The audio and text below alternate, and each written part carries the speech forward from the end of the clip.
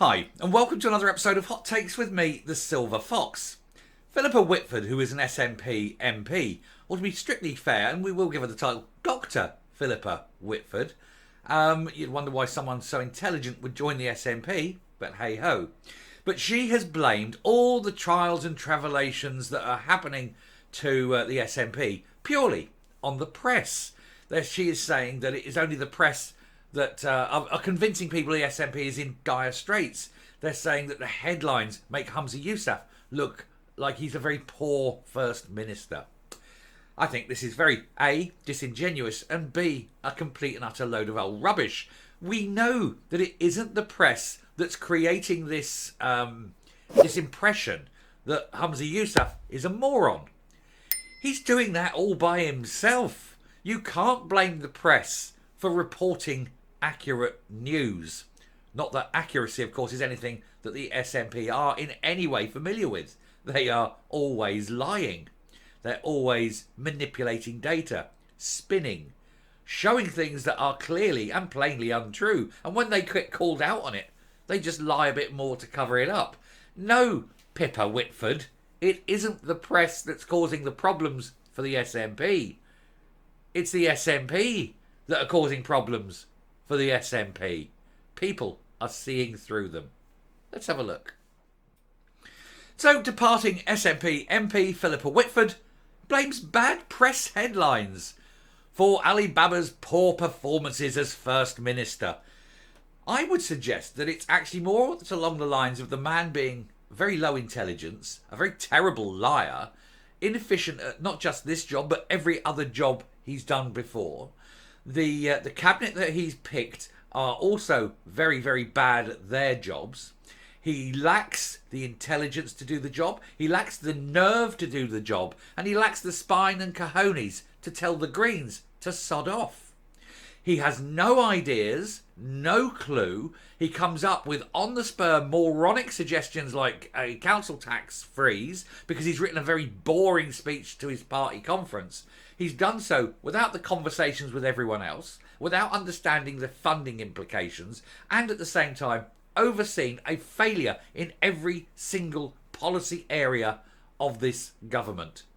No, this is not the press. The press may be giving you bad headlines, but they're the press headlines that you deserve because your failures are being exposed. And that, Phillipa Whitford, is the problem you have.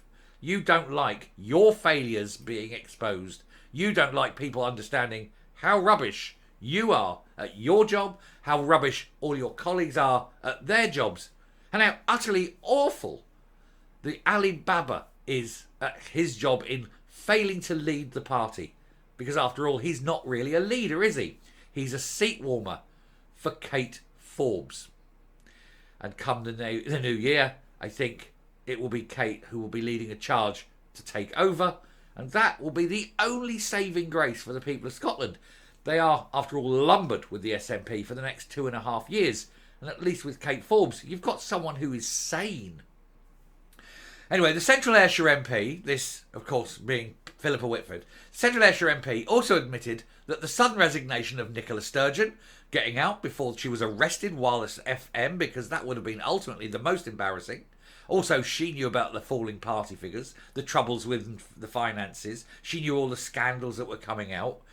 I know, that's why she ran. Whatever excuse she may have given isn't true. She lies all the time, completely. Anyway, she was going on that her leaving didn't help. There was a lack of a natural successor for her. And it had been that could have been a mistake and could have prompted the party's collapse in the polls. That and the fact that people are starting to see how bad the party are and what they're doing. A departing SNP MP has blamed the Scottish press for the shockingly poor start to Ali Baba's reign as First Minister. Dr. Phillipa Whitford is one of 8 MPs who are retiring at the next general election amid an exodus following the resignation of Nicola Sturgeon. The rats truly are leaving the sinking ship. She claimed that the newspapers in Scotland were having a negative impact on the Scottish government. No, they are reporting the truth. That's all. And this is despite numerous mistakes from Ali Baba himself, building up his poor reputation. In his 9 months in Bute House, he's become embroiled in a number of scandals, particularly as he's probably shagging Anam Kazir, allegedly. And then he's overseeing the various scandals. He's hiding thievery. He's hiding fraud. He's backing criminals who may yet turn out to have the most appalling stuff on their iPads. He's shown that every time there needs a decision to be made, he is the man to make, always, without fail, the wrong decision. He's never got anything right. Anyway, these failures range from Operation Branchform, which saw the arrest of Murrell, Sturgeon and Beattie, to his deputy Shona Robertson being forced to correct the record on COVID WhatsApps after falsely claiming the UK inquiry had only asked for correspondence in September. He also refused to sack his good friend and fellow tosser Michael Matheson, who lied to journalists and MSPs and the public about why he racked up an £11,000 masturbation bill in Morocco. He claimed there was no personal use after his kids admitted to him they had watched Scottish football games while abroad. And yet he refuses, as I say, to hand that over for inspection. If it is just football, he has nothing to worry about. But because he isn't handing it over, we know it isn't football. It's something far more degenerate. Despite this, Miss Whitford claimed that it is the press's fault that Ali Baba has not had a good time as First Minister, whilst also admitting that Miss Sturgeon's resignation also had a big impact. Yes, you got rid of a leader and instead put in a glove puppet, a rather moist, wet glove puppet, sticky on the inside. She said, I think the loss of Nicola was significant. Yes, but she had to go. She knew what was coming, and that's why she got out of Dodge quickly, handed over the baton and ran to the hills. She's probably now looking at which countries have non-extradition treaties, especially now she's being investigated for corporate murder on a massive, massive scale. Well done, Leslie. She said, I think people are very impressed at how Humza Yousaf is speaking about the war in Israel and Palestine. No, they're not. Far from it. He's going around the world talking about this to world leaders. He is not a world leader. He is a mayor at best. He should not be speaking to anyone about this. It is not British foreign policy. He is going against British foreign policy, and that makes him a traitor. His nuance and his humanity are showing through. The man has got no humanity. You can tell that by the 30,000 people that have died under him as Health Secretary and as First Minister, because he refuses to put money into the NHS. He spends it instead on everything other than the NHS, everything that is pro-independence. The man has no humanity. What we have is very noticeable in Scotland is a relentless headlines that are always pitched in a negative way instead of actually, for example, the NHS. The Scottish NHS, while struggling post-pandemic, is outperforming the other three. Under whose metric? You have the longest waiting list and you have the highest death rates. That's not outperform. Well, I suppose it is outperforming, but not in a good way.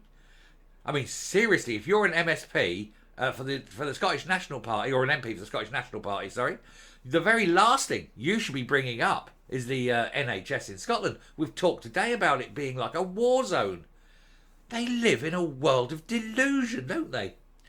Anyway, nothing she said in Scotland ever reported positively. That's because there's nothing in Scotland that there's positive to be about. Because the SNP have had 17 years of destroying everything. They've got a scorched earth policy. Nothing can be fixed because it is utterly broken to a point where it is unsolvable. But it was done deliberately so that whoever follows cannot look good and shine in reflected glory. Look how much better we're doing when all your toys are broken.